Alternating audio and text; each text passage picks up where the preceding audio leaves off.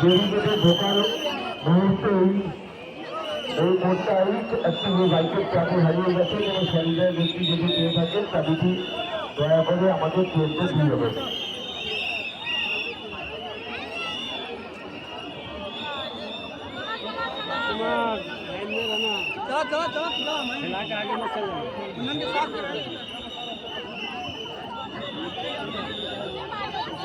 আপনারা কেউ দাঁড়িয়ে পড়বেন না, চলুন এগিয়ে চলুন, মণ্ডপের ভিতরে প্রবেশ করুন, প্রতিমা দর্শন করুন, অন্যদের প্রতিমা দর্শন করার সুযোগ করে দিন। আস্তে ধীরে ধীরে এগিয়ে চলুন।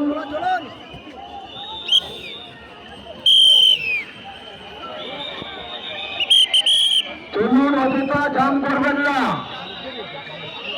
আপনারা ধীরে ধীরে মণ্ডপের ভিতরে প্রবেশ করুন।